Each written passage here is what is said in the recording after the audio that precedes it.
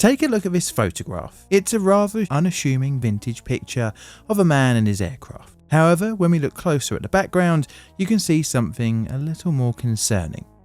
The man in the photo is Tony Taylor, a George Cross awardee, and the cloud in the background is the eruption of Mount Lamington in Papua New Guinea. Taylor would gain his George Cross from his almost daily flights over the still erupting volcano, in which the data he collected would help in the aid efforts. What is strange is that up until its eruption, no one even knew that Mount Lamington was an active volcano. The eruption would be so much of a surprise that between 2,000 and 4,000 lives would be taken in just a few moments. Today we're covering the tragic 1951 Mount Lamington eruption. My name is John and welcome to Plainly Difficult. Today's video wouldn't have been possible if it wasn't for my Patreon, YouTube and Ko-fi members. If you want early access to the channel's videos, then you can from £1 per month. And as always, the links will be in the pinned comment below.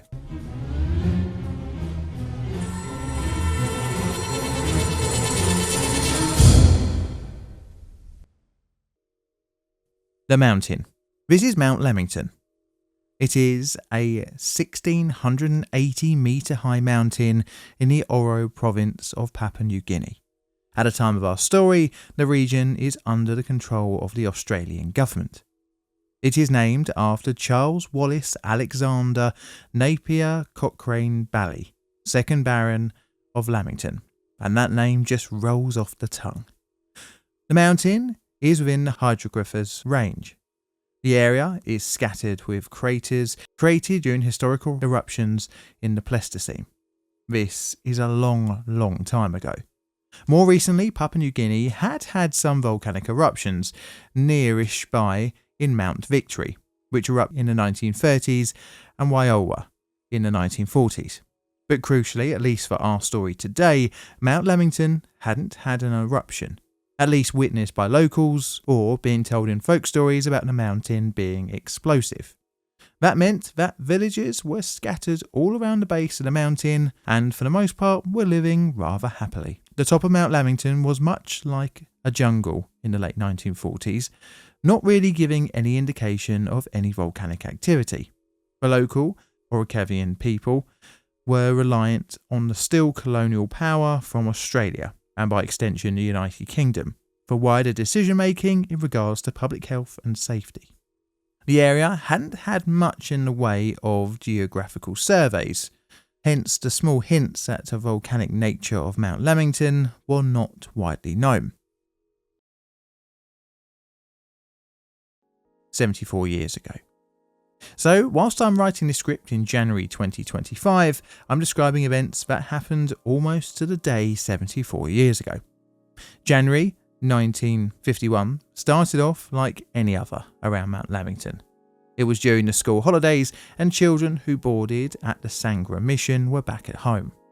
This time of year, the mountain's peak can be obscured by cloud cover, but as the first week went into the second week of January, the mountain started to become uneasy. Small tremors were felt, but the first major sign came in on the 15th of January. A landslide had caused visual brown streaks on the mountain, where trees had become loose from the ground and had toppled over. White smoke could be seen emanating from the lower areas of the mount. As Tuesday, the 16th, rolled in, more landslides could be seen on the inner peaks and increasing tremors were felt. On Wednesday, volcanic emissions increased yet again, with smoke blowing from the top of the mountain, and on top of that, the earthquakes that were being felt were becoming more frequent and more violent.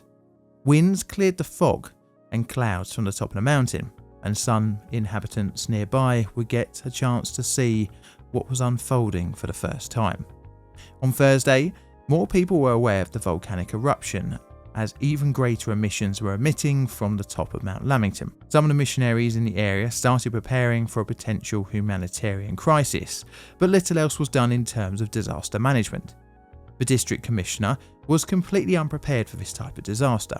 He mulled over just evacuating the Europeans, or even evacuating the thousands that were living around the mountain. However, his indecision meant that no one really was told to leave, but to be fair, he wasn't an expert on volcanic eruptions. A small eruption that took place on Thursday prompted the district commissioner to send a radiogram back to his superiors stating, "Continuous earth tremors commencing evening 16th, average 70 per day. Lamington commenced erupting 11 o'clock this morning 18th. 6 spiral vertical. Landslides plentiful in area, also stream flowing down street ravine, sand coloured. Difficult determine earth, water or lava. Vast smoke billowing, whole northern mountainside 2 p.m. Estimated distance from Igataru 8 miles. Consider no need alarm, but you may care investigate by aircraft. Will keep you informed. Suggest radio conversation 4 p.m. today." The unfolding unease of the mountain garnered some fascinating photos, of which some would make it into the press the next day, one of which was published in the South Pacific Post alongside a statement informing of no deaths and no immediate danger. On Friday morning, the plume of smoke coming from Mount Lamington, although constant, had seemed to have lost some of its violent intensity. Due to clouds dissipating around the summit, the volcano smoke plume could now be seen for the first time in Wazetta and Kokoda. But by the afternoon, volcanic activity was increasing and becoming visible at greater distances.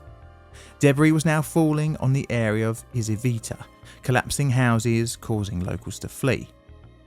Friday evening was still in comparison to some of the other days, with some areas gradually being enveloped by the sulphuric smell. Saturday morning was much the same, with the plume of smoke gaining height. Wind blew it towards the south, reaching an altitude of approximately 30,000 feet. Radio calls between the district commissioner and Port Moresby around 3 p.m. on the Saturday were severely hampered by static interference. A call for the next morning was agreed to discuss the volcano further. By the late evening, the earthquakes had subsided as other areas reported blue flashes from red, glowing material from the summit. But the next day would surpass the whole week. The big eruption. It is 10:35 in the morning on the 21st of January 1951.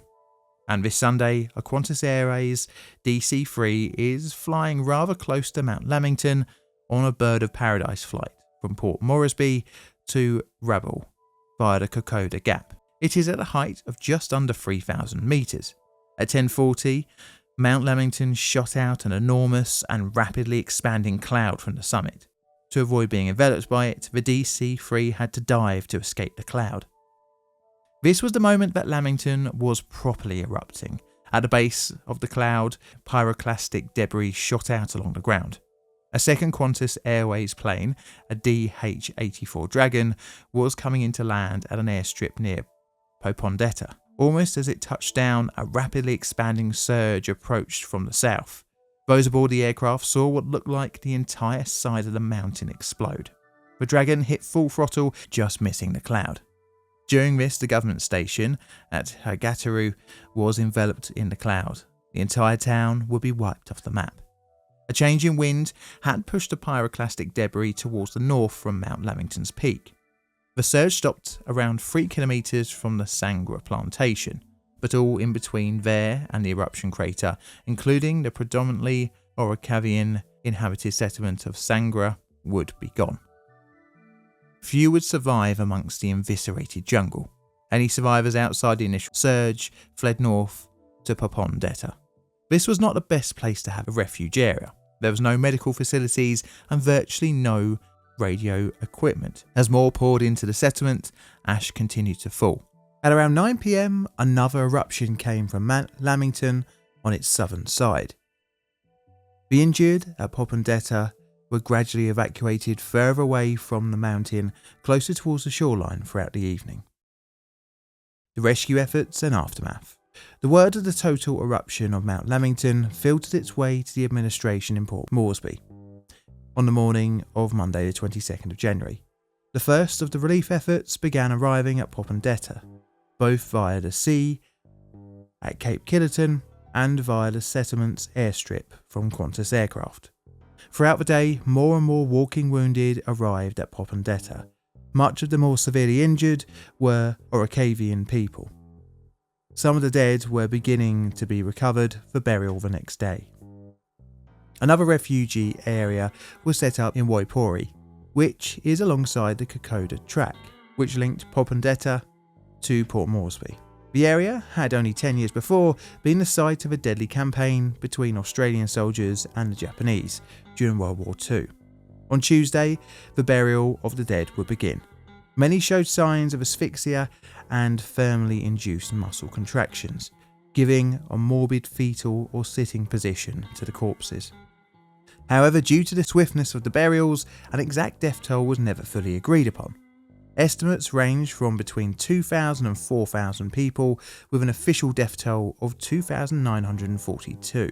An estimated 5,000 were left homeless in addition, and the heavy ashfall would cause financial devastation to the region, with plantation crops being completely ruined. Volcanologist Tony Taylor would, post-eruption, fly numerous observation sorties over Lamington, noting the ongoing volcanic activity. His work would greatly influence the search and rescue efforts, leading to many lives saved. The humanitarian work would keep on being set back when Woipori flooded in early February. This was due to the nearby Kamusi River carrying debris from Mount Lamington, causing it to burst its banks. A new relief area was set up in Limo, and by May it had processed and relocated most of the refugees in the area. Many had been relocated to newly built settlements along the Kokoda Trail. Now, reporting in the news focused like a laser on the white European losses and missing, which numbered in the mid-30s, just 1% of the total losses.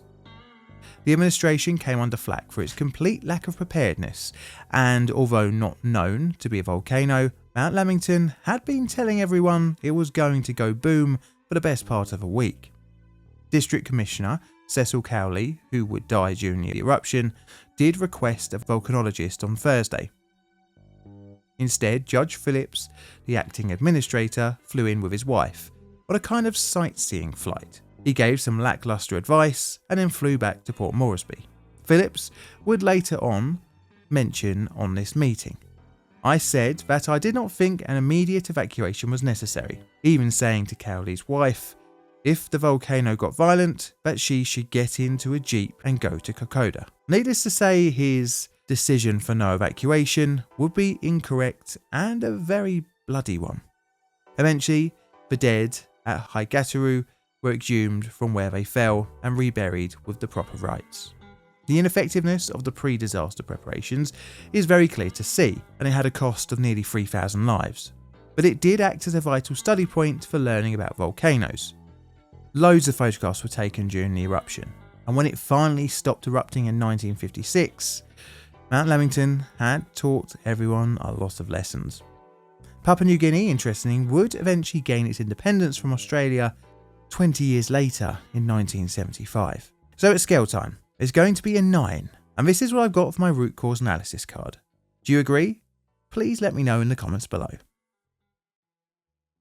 Now, this video, as you can probably tell, has been a bit rough on my voice. This is due to me still having a rather rough cold at the moment, so please, I do apologise for my bad voice and for my awful pronunciation of some of the names in this video.